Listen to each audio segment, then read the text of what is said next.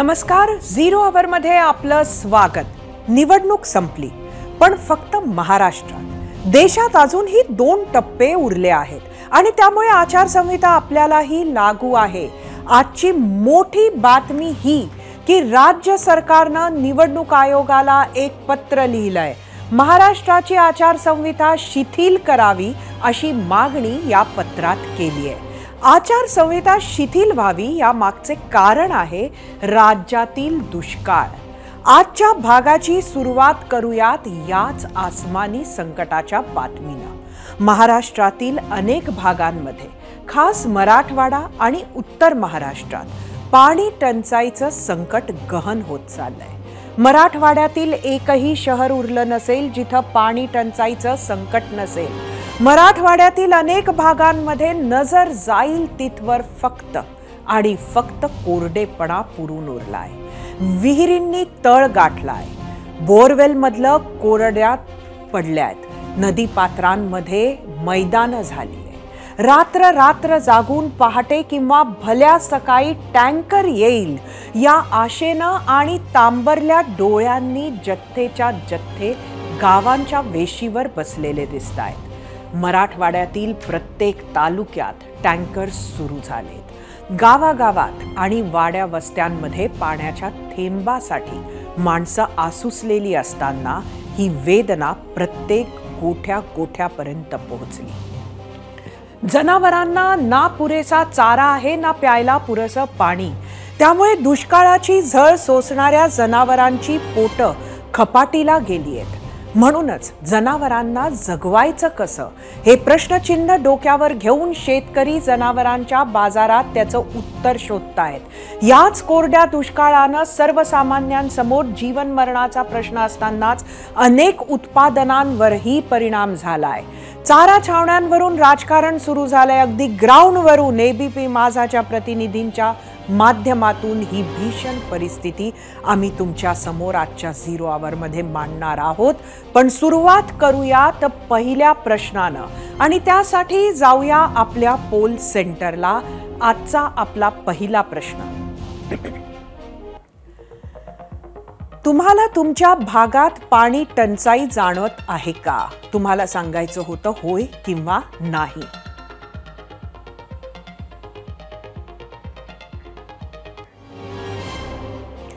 याच पाणी टंचाईची दाहकता आणखी ठळकपणे दिसते जेव्हा इथल्या टँकर्सचे आकडेवारी पुढे येते।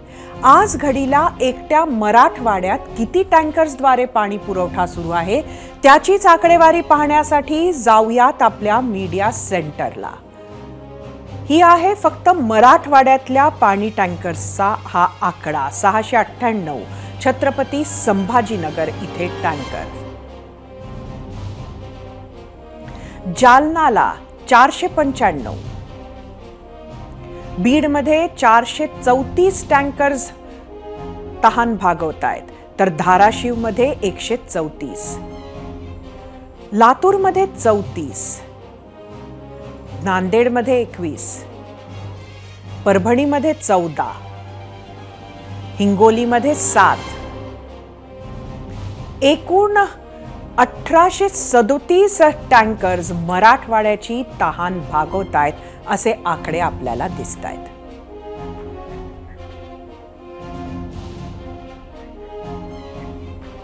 आता खरं तर तुम्ही म्हणाल की नांदेड, परभणी, हिंगोलीमध्ये टँकर्सची संख्या कमी आहे म्हणजे इथली स्थिती चांगली असेल, पण तसं नाहीये। हे टँकर्सचे आकडे सरकारी आहेत। आमच्या प्रतिनिधींकडून मिळालेल्या माहितीनुसार नांदेड, परभणी, हिंगोलीमध्ये खासगी टँकर्सची संख्या ह्यापेक्षा कितीतरी पटीनं जास्त आहे। याच दुष्काळी परिस्थितीत उपाययोजना करण्यासाठी मुख्यमंत्री एकनाथ शिंदेंनी आज छत्रपती संभाजीनगरमध्ये आढावा बैठक घेतली। खरं तर देशात निवडणूक आचारसंहिता लागू आहे, त्यामुळे सरकारी पातळ्यांवर मोठ्या घोषणा करण्यासाठी काही निर्बंध येतात। त्यामुळे आजच्या बैठकीत मुख्यमंत्र्यांनी आढावा घेतलाय। आचारसंहिता असल्या कारणानं ह्या बैठकीत काही मोठी घोषणा होईल अशी अपेक्षा नव्हती आणि तसेच झाले।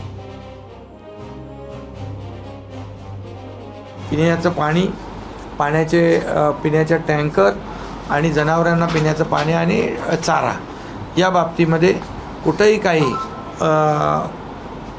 कमतरता भासू नये अशा प्रकारची सगळी तरतूद या ठिकाणी केले आणि कुठेही भासणार नाही अशा प्रकारच्या सगळ्या सूचना दिलेल्या आहेत. चाऱ्याचा प्रश्न असेल, टंचाई असेल तर तात्काळ त्या ग्रामस्थांनी त्या नंबरवर संपर्क करणे, त्यांना 3 दिवसाच्या आतमध्ये त्याची पूर्तता केली जाईल अशा प्रकारची तजवीज व्यवस्था या ठिकाणी केलेली आहे. भविष्यात देखील जी आपली भूजल पातळीची मध्ये घट आलेली आहे त्यासाठी जे रिचार्जिंग आहे, पुनर्भरण आहे, या संदर्भात जलयुक्त शिवार, जलसंधारण विभाग आणि जलसंपदा विभाग यांना देखील सूचना दिल्यात.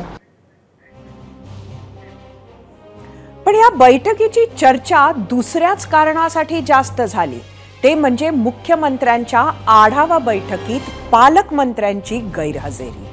कोण आणि काय आहेत कारणे ते बघूया मीडिया सेंटरला. या बैठकीला उपस्थित नसलेले पालकमंत्री: संदीपान भुमरे, छत्रपती संभाजीनगरचे पालकमंत्री, तब्येतीच्या कारणानं ते आज मुंबईत होते. दुष्काळाच्या आढावा बैठकीसाठी अनुपस्थित असलेले धनंजय मुंडे, बीडचे पालकमंत्री, विदेशात जाण्याच्या तयारीत असल्यामुळे उपस्थित नव्हते. अब्दुल सत्तार, हिंगोलीचे पालकमंत्री, तेही परदेशात असल्या कारणानं तेही आजच्या दुष्काळाच्या आढावा बैठकीसाठी अनुपस्थित होते. अतुल सावे, जालन्याचे पालकमंत्री, देवदर्शनासाठी संभाजीनगर जिल्ह्याच्या बाहेर असल्या कारणानं तेही अनुपस्थित. मग उपस्थित कोण होते तर पाणी पुरवठा मंत्री गुलाबराव पाटील. गिरीश महाजन, लातूर आणि नांदेडचे पालकमंत्री, तेही या बैठकीला उपस्थित होते. तानाजी सावंत, धाराशिवचे पालकमंत्री, तेही बैठकीला उपस्थित होते.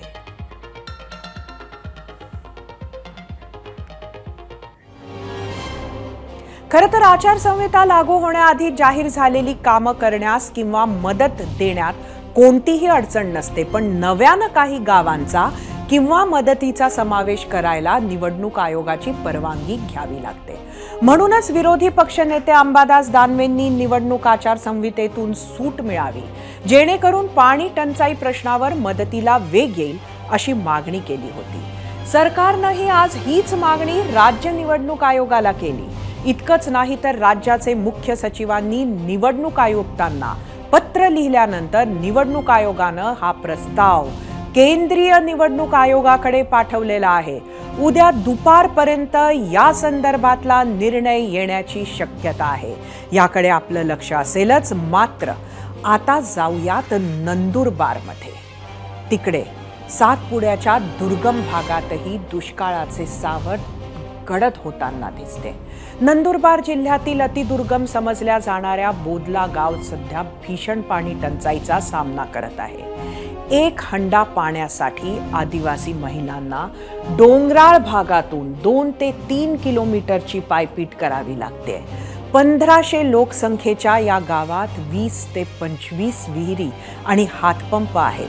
मात्र ते मार्च महिन्यातच आटल्यानं गावकऱ्यांना पाण्यासाठी वणवण भटकावं लागत आहे.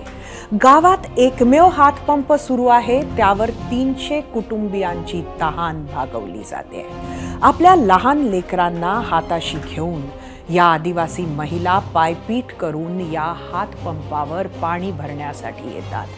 पाण्यासाठी जास्त गर्दी झाल्यानं इथेही नंबर लावावा लागतो. त्यातच जर या पंपाचे पाणी आटलं तर किमान 4-1 तास पाण्याची वाट बघत या ठिकाणीच थांबावं लागतं. चांगला पाऊस पडेपर्यंत हा हातपंप सुरू राहावा अशीच प्रार्थना हे गावकरी करत असतील.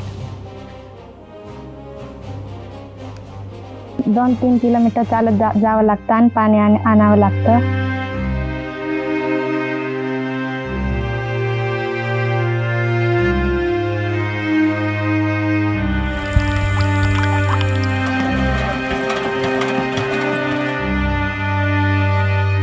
माझ्या गावात पाण्याचं टेन्शन आहे. सकाळी 7ला लावतो नंबर तर रात्री 1 वाजेपर्यंत नंबर लागतं आणि आम्ही महिला आहे, आम्हाला जेवण करायला टाइम नाही भेटत, स्वयंपाक करायला टाइम भेटत नाही। मग आम्हाला कुठं जेवण करू, कुठं पाणी भेटेल, कुठं गुरांना पाणी आणू, कुठं शरीरांना आणू असं आम्हाला वाटतं। आम्हाला पाण्याची टेन्शन एवढे आहे। आम्हाला हे तरी काहीतरी सरकारांनी करावं पाहिजे। जिथे लहान बाळ आहे त्यांना पण ते ग्लास काय तांब्या ते पण उचलून आणावं लागतं, ते पण पोरांना पाणी पाहिजे असं करून एक ग्लास पाणी पुरत नाही आम्हाला।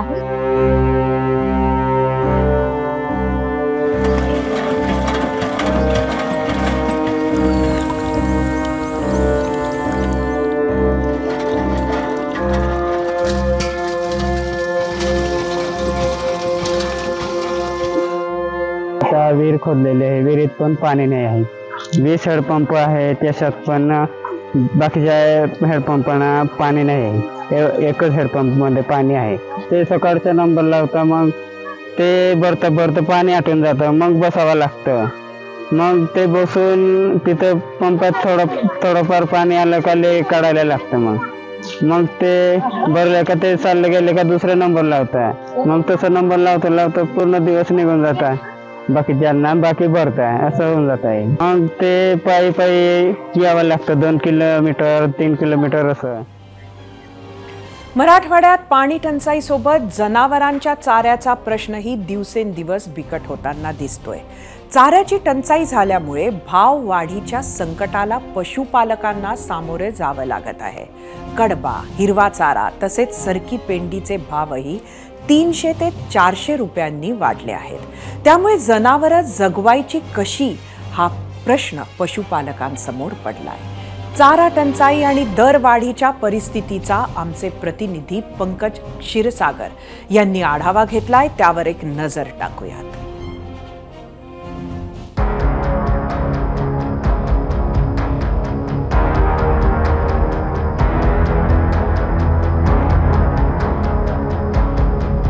मी सध्या परभणीच्या गुरुवार बाजारामध्ये, आणि हा जो चारा दिसतोय हा कडब्याच्या पेंडीचा भाव असेल, हिरव्या चाऱ्याचा भाव असेल, त्याचप्रमाणे सरकी पेंडचा जो भाव आहे तो सुद्धा वाढलेला आहे। हिरव्या चाऱ्याची जी पेंड आहे ही पेंड 2000 रुपये शेकड्याने विकल्या जात आहे, तर त्याचबरोबर कडब्याची पेंड सुद्धा 2000 ते 2200 रुपये शेकड्याने विकल्या जात आहे।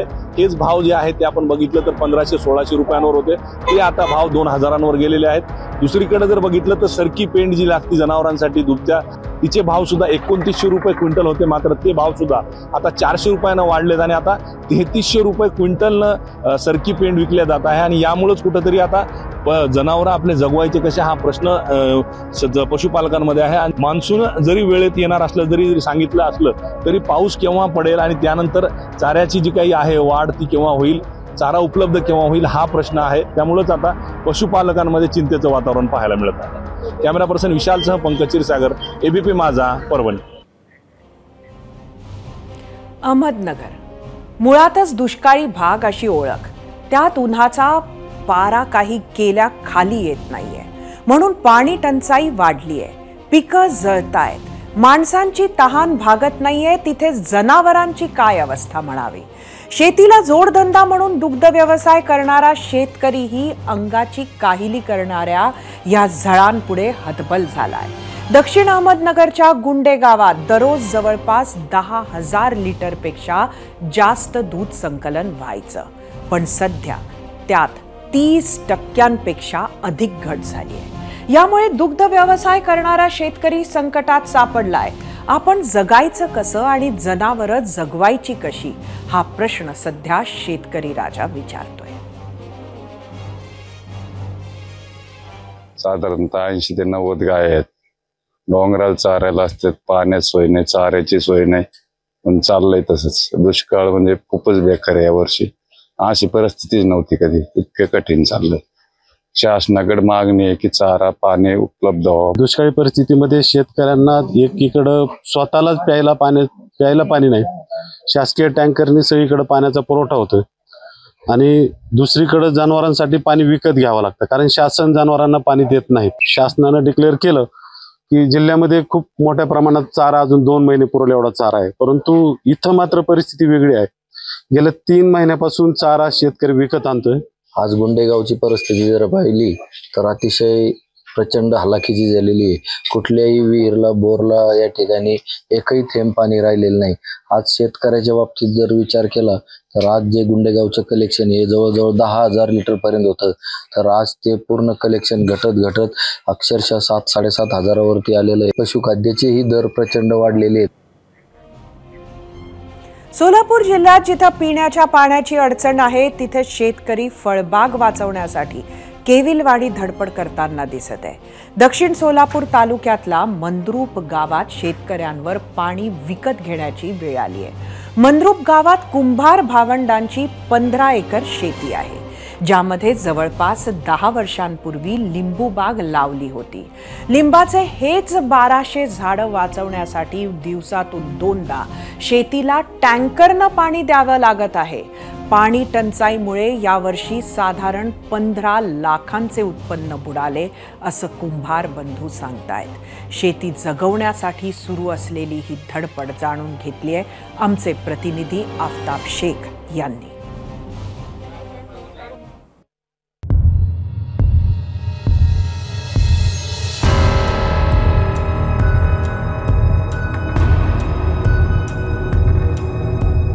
दक्षिण सोलापूर तालुक्यातल्या मंद्रुप गावातील कुंभार भावंडांनी जवळपास 10 वर्षापूर्वी लावलेली ही लिंबूची बाग आहे आणि पाण्याच्या टंचाईमुळे, पाण्याच्या अभावामुळे ही झालेली बागेची अवस्था. संपूर्ण झाड आता वाळायला सुरुवात झालेली आहे आणि त्यामुळं पाणी टंचाईमुळे आता त्यांच्यासमोर एकच लक्ष आहे, ते म्हणजे आता झाडं जगवण्याचं. 10 वर्षांपूर्वी लावलेली झाडं अक्षरशः आता वाळून जायला सुरुवात झालेली आहे. कशा पद्धतीनं जगवतात? सर, आता आम्ही गेल्या वर्षी दुष्काळामुळं पाण्याचा प्रॉब्लेम झालेला आहे. 5 महिन्यापासून आम्ही टँकरनं पाणी घालत आहे. ते रोज 5,000चा खर्च आहे आणि आम्ही पाणी 4 ते 5 किलोमीटर न विकत आणून पाणी झाडांना घालत आहे. फक्त फळाचं आम्ही हे केलं नाही, फक्त झाड जगवण्यासाठी आम्ही प्रयत्न करू लागलो आहे. खर्चाचा कसा हिशोब करता? कारण रोजचं इतका खर्च म्हणजे शेतकऱ्यांचं उत्पन्नाला सगळ्यांना माहिती आहे, ते उत्पन्न कमी आणि खर्च जास्त असते जेव्हा शेती असते. खर्च भागवता का? कारण कसं आहे माहिती आहे का, आता खर्च तर कुठनं तर आम्ही व्याजानं काढू, काहीतरी काढू, पण जगावं लागलं. कारण कसं आहे माहिती आहे का, 10 वर्षापासून आपण झाड लावलं आहे, अगोदर लावलं आहे, ते जर आत्ता जर वाढले जवळजवळ आम्ही 10 ते 15 वर्ष मागं जाईल. म्हणून एका वर्षासाठी आपण जगवण्याचा प्रयत्न करतो. आम्ही कुठल्याही पैसे अरेंज करू आता सध्या, पण झाडाला जगवायचं कसं हे सध्या बघत आहेत. आता फळाचा कुठलाही विचार करत नाही आम्ही. कॅमेरा पर्सन अय्यूब कागदीसह आफताब शेख, ABP माझा, मंद्रुप, सोलापूर. याच दुष्काळ कहाण्या पाहिल्यानंतर आता आपण पाहूयात आजच्या प्रश्नावर तुम्ही दिलेल्या प्रतिक्रिया. त्यासाठी जाऊयात आपल्या मीडिया सेंटरला. आजचा प्रश्न मी परत एकदा सांगते. तुम्हाला तुमच्या भागात पाणी टंचाई जाणवते का? बघूया सोशल मीडियावरून काय सांगितलंय लोकांनी. पहिली प्रतिक्रिया X वरून हनुमान पाटील यांची. प्यायला पाणी नाही आणि जनावरांना चारा सुद्धा नाही.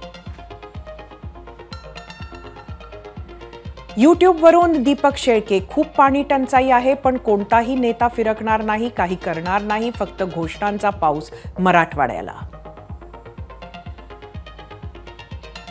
YouTube वरून सागर जाधव. पिण्याचे पाणी उपलब्ध आहे, पण शेतीसाठी पाणी कमी आहे. फेसबुक वरून ज्ञानेश्वर पवार. पाथरीमधील माझ्या पाटोडा गावात भीषण पाणी टंचाई आहे.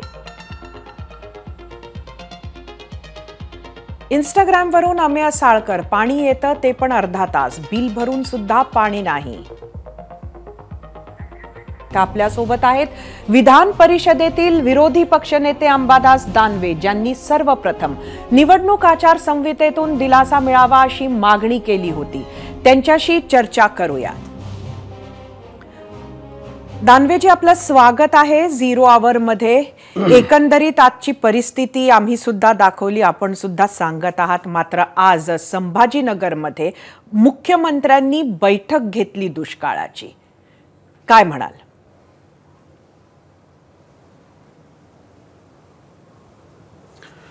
एकतर मी 20 तारखेला निवडणूक झाल्या अशा प्रकारची मागणी केलेली होती की निवडणूक आचारसंहिता टंचाईच्या संदर्भात शिथिल झाली पाहिजे. खरं तर आपण जे वेगवेगळ्या माध्यमातून वेगळ्या ठिकाणच्या शेतकऱ्यांच्या व्यथा सांगितल्यावर एक मन व्यथित झालेलं आहे. व्यथित होत असताना सरकारने आज बैठक घेतली, पण मी स्पष्टपणे सांगेल राजकारण नाही केलं पाहिजे, पण अतिशय वांजोटी बैठक ही झालेली आहे. मूळ प्रश्न फक्त एखाद्या गावात टँकर लावणं म्हणजे पाणी प्रश्न संपत नाही. टँकर तुम्ही किती लावला पण पाण्याचं स्तोत्र काय, सोर्स काय, हा पण महत्त्वाचा मुद्दा आहे. त्याच्यावर कोणीच चर्चा करत नाही. टँकर लावले, 1000 लावले, 1200 लावले, 1800 लावले, 2000 लावले, पण पाणी आणायचं कुठून? मग पाणी आणायचं कुठून? सरकार जलसंधारणावर वेगवेगळ्या ठिकाणी मागेल त्याला शेततळं, अशा अनेक योजना सरकारच्या. त्याचं झालं काय? मागच्या काळात ह्या सरकारने सुद्धा जलसंधारणाच्या माध्यमातून मोठ्या मोठ्या योजना राबवण्याचे दिवस स्वप्न दाखवले. मराठवाड्यामध्ये तर 44,000 कोटी रुपयाच्या योजना सांगितल्या, प्रत्यक्षात 44 रुपयाच्या सुद्धा योजना झालेल्या नाही. आज पिण्याचा पाण्याचा प्रश्न आहे, जनावरांच्या चाराचा प्रश्न आहे, जनावरांना प्यायचं पाणी याचा इश्यू आहे, दुधाचं. आज लोक आता बैठकीत बऱ्याच जणांनी सांगितलं की आमच्याकडे चांगला चारा आहे, हिरवा चारा आहे, हा चारा आहे, कडबा आहे, पेंड आहे. मग जनावर का बाजारामध्ये विकले जाते? तुम्ही फक्त आता एक गोष्ट सांगितली नगरची, की दुधाचा भाव, दूध 10,000 लिटरच्या ऐवजी 7-7,500 झालं, पण नगरमध्ये बाजारात जाऊन बघा जनावर किती विक्रीला आहे. मग जनावर चारा नाही म्हणूनच विक्रीला येत आहेत ना. या विषयाकडे सरकारकडे कोणत्या संवेदना आहे का? तर मला असं वाटत नाही सरकारकडे या विषयाच्या संवेदना आहे. किती पालकमंत्री हजर होते तुम्हीच सांगितलं. आता मी काही बोललो तर त्याच्यात राजकीय होईल, मी त्याच्याविषयी नाही बोलत. ठीक, एखाद्याला असू शकतं व्यक्तिगत, पण सरकार याविषयी संवेदनशील नाही.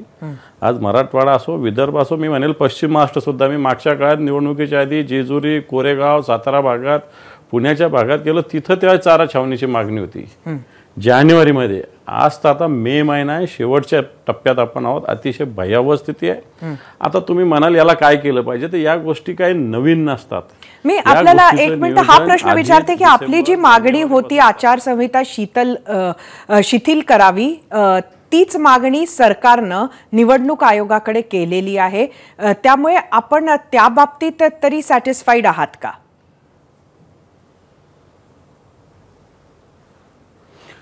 नाही, मागणी केली, शिथिल झाली पाहिजे, परंतु नुसती शिथिल होऊन चालणार नाही. तसं जनतेला, शेतकऱ्यांना त्याचा दिलासा सुद्धा मिळाला पाहिजे. फक्त बोलाचीच कढीन, बोलाचाच भात नाही राहिला पाहिजे. काहीतरी त्याच्यात कारवाई झाली पाहिजे. आणि म्हणून सरकारने किंवा निवडणूक आयोगाने याच्याविषयी बैठका घ्यायला अलाउड केले असेल, पण बैठकीतले निर्णय, जसं मी सांगितलं की अनेक गावामध्ये जलजीवन मिशनच्या माध्यमातून वेगवेगळ्या योजना झालेल्या पिण्याच्या पाण्याच्या, पण या ग्रामपंचायतीचं जुनं लाईट बिल बाकी आहे, थकीत. ग्रामपंचायतीची स्थिती फार सक्षम नाही, कोणत्याच नाही, म्हणजे आपल्याकडे नाही, देशात नाही आहे. मग ते लाईट बिल भरायचं कोणी? नवीन योजना, त्याच्यावर तुम्ही कोट्यवधी रुपये खर्च केले. जुन्या ज्या ज्या पाणी पुरवठ्याच्या योजना होत्या त्याचं लाईट बिल सरकार, ग्रामपंचायत भरू शकत नाही. मी आज बैठकीत मागणी केली की या सगळ्या नवीन ज्या योजना झालेल्या, किमान याला पाणी पुरवठा करण्यासाठी तुम्ही विजेचं कनेक्शन दिलं पाहिजे. जुनं थकीतचे विषय सरकारने योग्य, तर सरकार बाकीच्या मोठ्या गोष्टीला टँकरवर करोडो रुपये खर्च करतात, कारण त्यातून टेंडर निघतं, गुत्तेदारांचं पोट भरलं जातं. माझं म्हणणं असं की त्याच्यावर खर्च करण्यापेक्षा वीज कनेक्शन द्या ना या योजनेला. म्हणजे आपलं म्हणणं आहे की आजच्या घडीला जर ह्या योजनांना वीज कनेक्शन दिल्या गेलं तर काय मराठवाड्याला पाणी पुरवठा होऊ शकेल, अशी परिस्थिती खरंच आहे का? काही गावाला होऊ शकेल, काही ठिकाणी दिलासा मिळू शकेल, कारण अनेक गावात जलजीवन मिशनच्या योजना पूर्ण होत आलेल्या आहे. पण वीज कनेक्शन अभावी त्या जशाच्या तशा आहे. मी स्वतः पाणी पुरवठा मंत्र्यांशी या संदर्भात बोललेलो आहे, परंतु याच्यात मुख्यमंत्र्यांनी निर्णय घेण्याची आवश्यकता आहे. जे विजेचं बिल आहे त्याच्याविषयी निर्णय सरकारने घ्यायचा, भरायचं, कधी भरायचं, काय भरायचं, ग्रामपंचायतीला त्यातून सूट मिळावी आणि नवीन योजनेसाठी वीज कनेक्शन दिलं पाहिजे. ही माझी पहिली मागणी मी आज बैठकीत केलेली आहे. कारण ठीक आहे, मराठवाड्यामध्ये 8,500च्या वर गाव आहेत, आज 1800च्या 8.5. मुख्यमंत्र्यांनी सकारात्मक रिस्पॉन्स दिला, परंतु मुख्य सचिव सुद्धा बैठकीत होते. नुसतं सांगून आदेश करून अधिकारी ऐकत नाही. मला वाटतं स्पष्ट बोलायचं, आमच्या मराठवाड्यात छातडावर बसून या गोष्टी करावं लागणार आहे अधिकाऱ्यांच्या, हे करावं लागणार आहे, तरच जनतेला थोडासा का होत नाही दिलासा मिळेल. खरं तर मराठवाड्याची हीच परिस्थिती होती. मध्यंतरीचा एक काळ असा आला की ज्या वेळेला पाण्याची परिस्थिती थोडी चांगली होती. फडणवीसांबरोबर जेव्हा आपलं सरकार होतं त्यावेळेला जी पावलं उचलल्या गेली त्याचा फायदा कुठंतरी मराठवाड्याला झाला असं म्हटलं जात होतं. मात्र आता परत परिस्थिती बदलली आहे. नक्की हीच वेळ दर उन्हाळ्यात येऊ नये ह्यासाठी काही करता येईल का?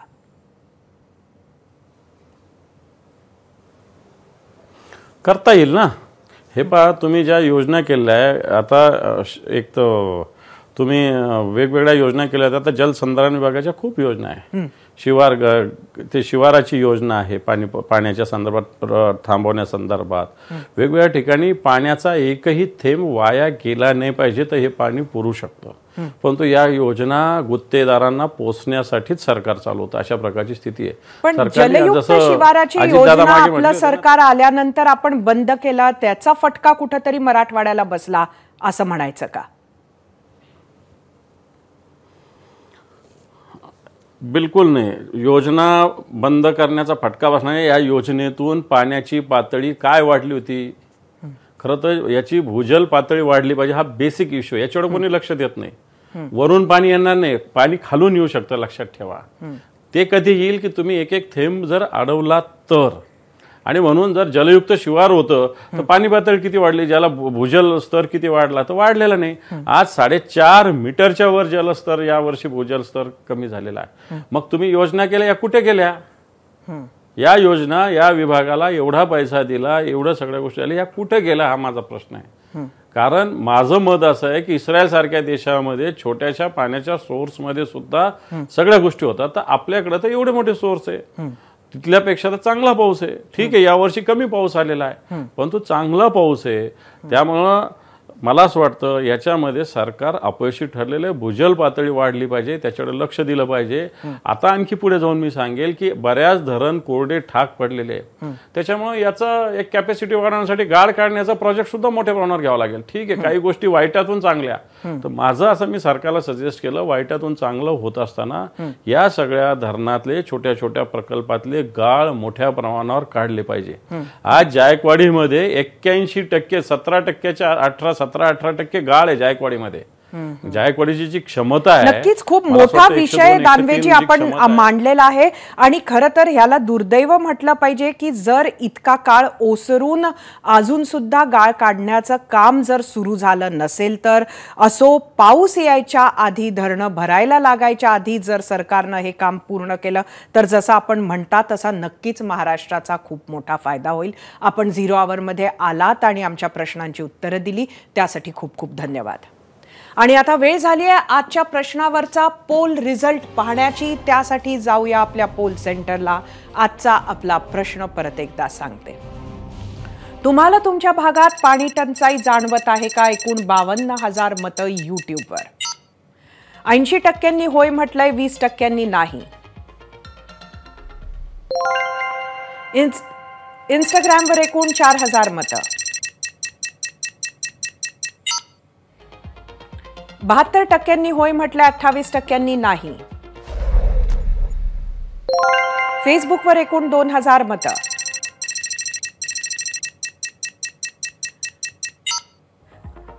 58% होय म्हटलंय, 42% नाही.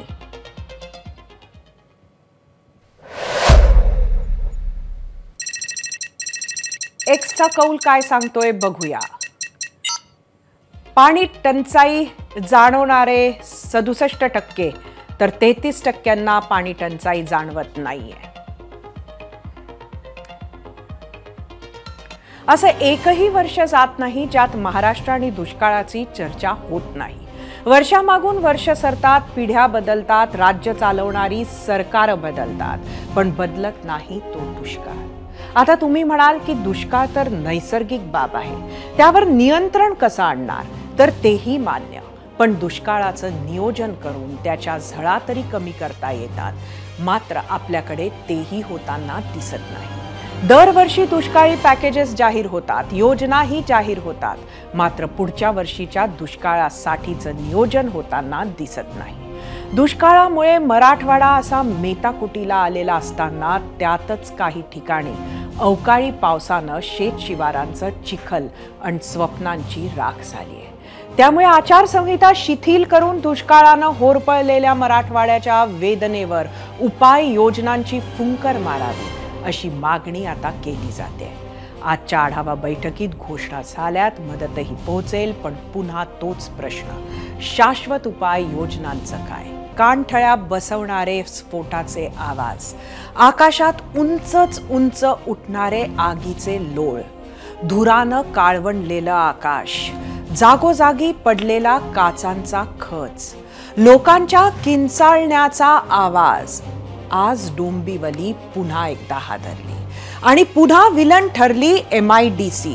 फेज 2 मधील अमुदान कंपनीत आज दुपारी जवळपास 1:30च्या सुमारास जबरदस्त स्फोट झाला. या स्फोटाचा आवाज, तीव्रता एवढी भीषण होती की स्फोटाचा आवाज 5 ते 6 किलोमीटरच्या परिसरात ऐकू आला, तर 2 ते 3 किलोमीटरचा परिसर हादरला. या स्फोटात 8 कामगारांचा दुर्दैवी मृत्यू झाला, तर 60 जण गंभीर जखमी झालेत. मृतांचा आकडा वाढण्याची शक्यता कायम आहे. या दुर्घटनेनंतर आजूबाजूच्या कंपन्यांनाही धोका निर्माण झालाय. स्फोट झालेल्या परिसरात मोठ्या प्रमाणावर निवासी वस्ती आहे, त्यांचंही मोठ्या प्रमाणात नुकसान झालंय. स्फोटानंतर रस्त्यावर मोठ्या प्रमाणावर राख उडाली आहे, तर उडून पडलेल्या लोखंडी साहित्यांमुळे अनेक वाहनांचंही नुकसान झालंय. या स्फोटामुळे डोंबिवलीकरांना नक्कीच 2016 सालच्या प्रोबेस कंपनीच्या स्फोटाची आठवण झाली असणार, ज्यामध्ये 12 जणांचा दुर्दैवी मृत्यू झाला होता. या घटनेमुळे पुन्हा एकदा प्रश्न उपस्थित होतोय की या अशा दुर्घटना रोखण्यासाठी काय उपाययोजना केल्या आहेत. तत्पूर्वी संध्याकाळी 7:30 वाजता मुख्यमंत्री एकनाथ शिंदेंनी दुर्घटनास्थळाची पाहणी केली आणि अधिकाऱ्यांकडून घटनेची सविस्तर माहितीही घेतली. तसंच दुर्घटनेतील मृतांच्या नातेवाईकांना 5 लाखांची मदतही जाहीर केली. या स्फोटावर मुख्यमंत्री एकनाथ शिंदेंनी दिलेली प्रतिक्रिया पाहूया. बॉयलरला परवाना होता नव्हता तो आता चौकशीमध्ये कळेल. चौकशीमध्ये जे दोषी आढळतील त्यांच्यावर कठोर कारवाई केली जाईल आणि या दुर्घटनेवर देखील सदोष मनुष्यवधाचा गुन्हा दाखल करण्याच्या सूचना दिलेल्या आहेत. सदोष मनुष्यवधाचा गुन्हा दाखल होईल आणि कुणालाही यामध्ये पाठीशी घालण्याचा काही विषय कुणी करता कामा नये, कुणी करणार नाही. आणि जे कोणी दोषी असतील, सेफ्टी ऑडिटचे लोक आहेत, इंडस्ट्री सेफ्टीचे आहेत, लेबरचे आहेत, जे चौकशीमध्ये समोर येईल. या चौकशीच्या माध्यमातून दोषी असतील त्यांच्यावर कारवाई केली जाईल.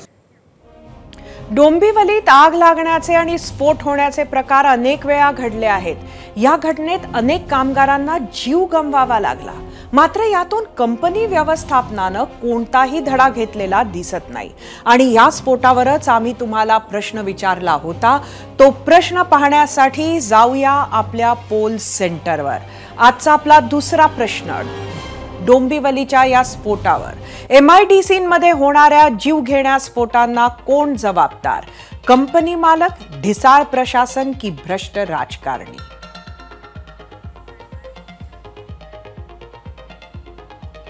डोंबिवली स्फोटासंदर्भात आणखी एक धक्कादायक आणि तितकीच संतापजनक बातमी.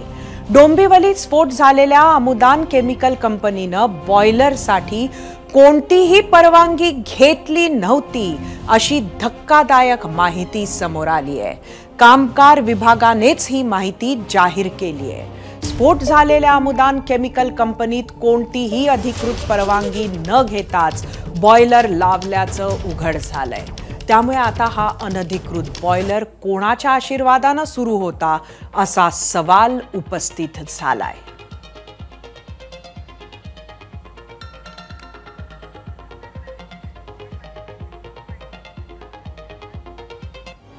डोंबिवलीतल्या स्फोटानंतर जखमींची विचारपूस करण्यासाठी स्थानिक खासदार डॉक्टर श्रीकांत शिंदे आणि उद्योग मंत्री उदय सामंत रुग्णालयात पोहोचले.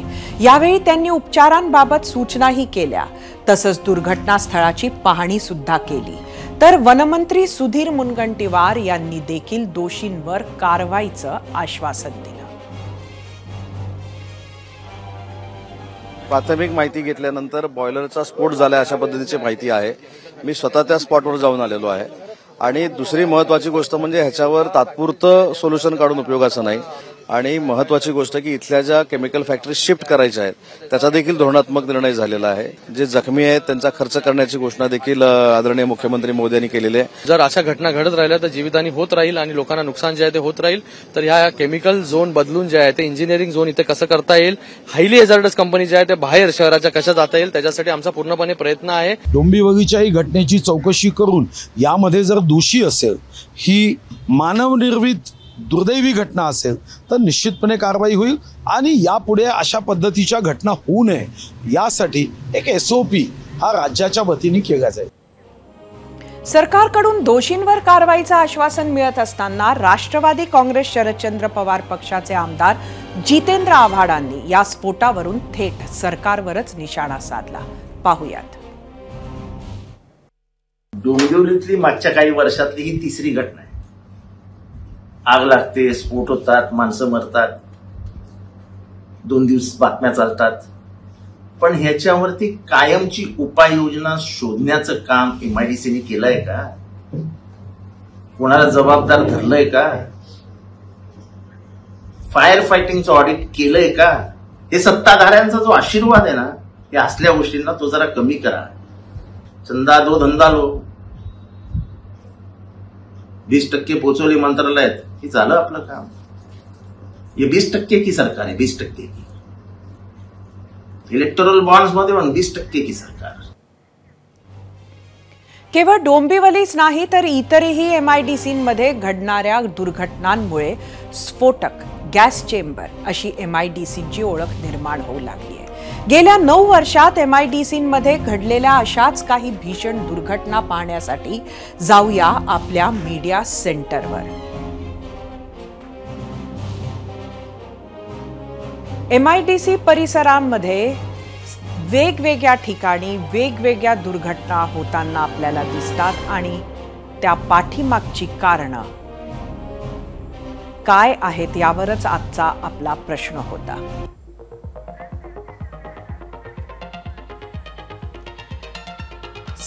मे 2016 डोंबिवली MIDCमध्ये प्रोबेस कंपनीत स्फोट झाला होता, जिथं 12 जणांचा मृत्यू आणि 200 जण जखमी झाले होते.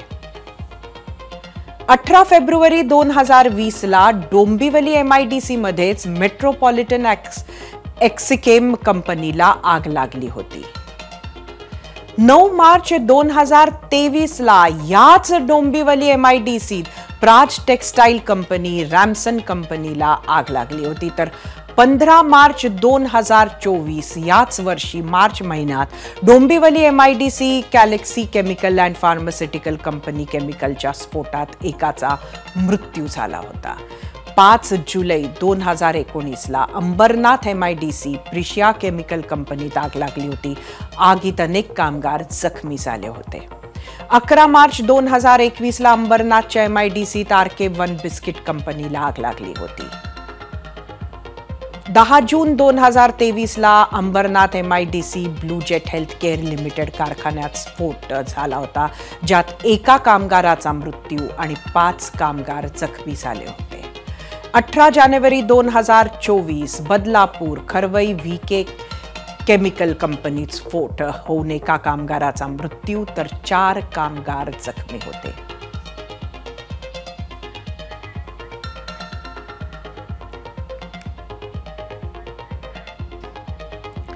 आता वळूया आजच्या भागातील दुसऱ्या महत्त्वाच्या प्रश्नाकडे. त्या प्रश्नावर तुम्ही दिलेल्या प्रतिक्रिया पाहण्यासाठी आपण जाऊया आपल्या मीडिया सेंटरला.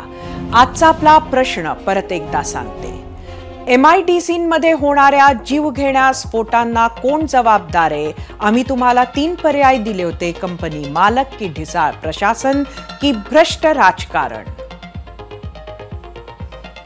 यूट्यूबवरून रत्नाकर जंगम, ढिसाळ प्रशासन, भ्रष्टाचार करणारे अधिकारी आणि मंत्री आमदार हेच जास्त जबाबदार. यूट्यूबवरून गंगाराम शिंदे, डोंबिवलीत कंपनीला लागलेल्या आगीला महाराष्ट्र शासन, शासकीय अधिकारी आणि महापालिका प्रशासन जबाबदार आहे. यूट्यूबवरून दिलीप पाचीकर, सरकार आणि भ्रष्ट अधिकारी जबाबदार. यूट्यूबवरून मोहन पाटील, जर कारखाने नियमानं चालवले आणि भ्रष्ट अधिकाऱ्यांनी वेळेवर तपासणी केली तर असे प्रसंग खूप कमी होतील. फेसबुकवरून, कोणताही अपघात हा अनावधानानं होत असतो. त्या ठिकाणी काम करणाऱ्या व्यक्तीच्या चुकीमुळे होतो. त्या ठिकाणची सिस्टीमच जबाबदार असते. इंस्टाग्रामवरून मल्हार बेळगे, 100% नेते मंडळी जबाबदार आहेत. कंपन्यांसाठी दुसरीकडे जागा नाहीत का? डोंगराळ भागात कितीतरी जागा आहे. हानी झाल्यानंतरच सरकारला जाग येते. त्या विषयावरील प्रश्नावर महाराष्ट्रानं काय कौल दिला आहे, तो कौल पाहण्यासाठी जाऊया आपल्या पोल सेंटरवर. आजचा आपला प्रश्न परत एकदा सांगते, MIDC मध्ये होणाऱ्या जीवघेण्या स्फोटांना कोण जबाबदार? यूट्यूबवर एकूण 40,000 मतं. कंपनी मालक म्हणणारे 46%, 25%नी म्हटले ढिसाळ प्रशासन, तर 29%चं म्हणणं आहे भ्रष्ट अधिकारी. इंस्टाग्रामवर एकूण 3,000 मतं.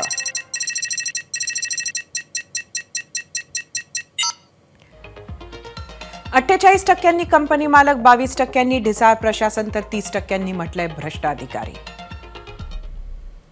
एक्सवरचा कौल बघूया.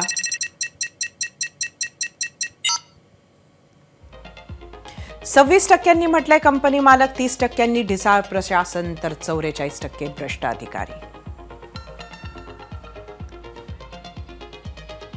राज्यातील सर्वाधिक प्रदूषित शहरात डोंबिवलीचा दुसरा नंबर लागतो. त्यातच MIDC परिसरातील कारखान्यातील स्फोट आणि आगीच्या घटना या तर 5वीलाच पुजलेल्या. त्यातच कधी कधी भर पडते ती प्रदूषणामुळे पडणाऱ्या हिरव्या पावसाच्या सड्याची, तर कधी प्रदूषित सांडपाण्यामुळे गुलाबी झालेले रस्ते, निळे नारंगी झालेली गटारं यांची. आणि ही अवस्था काही एकट्या डोंबिवलीचीच आहे असं नाही, तर हे भीषण वास्तव जवळपास राज्यातील प्रत्येक MIDC आणि त्याच्या आसपास असणाऱ्या रहिवासी भागातील आहे. त्याचा धोका प्रत्येक नागरिकाला आहे. स्थानिकांना रोजगारांसाठी म्हणून MIDCची स्थापना झाली, पण यातून फायद्याऐवजी तोटेच अधिक होऊ लागलेत. रासायनिक कारखान्यांमुळे लोकांच्या नशिबी कायमचा त्रास आला. लोकांच्या आरोग्याशी देणं घेणं नसणारे बेदरकार कारखाने विषारी वायू हवेत सोडतात, रसायन मिश्रित पाणी रस्त्यावर टाकतात. त्यामुळे भीक नको पण कुत्रं आवर असं म्हणण्याची वेळ अनेकांवर आली आहे. MIDC आणि शहर यांच्यामध्ये जो एक सेफर झोन असायला हवा, त्याचा गंध ना प्रशासनाला आहे ना नेत्यांना. आजचा स्फोटही आधीच्या इतर स्फोटांसारखा विस्मरणात जाईल. या स्फोटाकडेही त्याच पद्धतीनं दुर्लक्ष केले जाईल. लोकप्रतिनिधी आरोप प्रत्यारोप करतील, नेते मंडळी राजकारणी कारवाईचे आदेश देऊन निघून जातील, प्रदूषण नियंत्रण मंडळ अधिकारी उपाययोजनेचे कागदी घोडे नाचवतील आणि मदतीच्या न्यायाच्या प्रतीक्षेतल्या किंकाळ्याही हवेत विरून जातील. पण सतत होणाऱ्या स्फोटांमुळे अब्रूचे धिंदवडे निघाल्यानंतर तरी धिटावलेलं भ्रष्ट प्रशासन आता तरी या धोकादायक कंपन्या दूर हलवणार का, की कारवाईचे आदेश म्हणजे वळवाचा पाऊस ठरणार? हे येत्या काही काळात MIDC मध्ये कोणतीही दुर्घटना न झाल्यास स्पष्ट होईलच.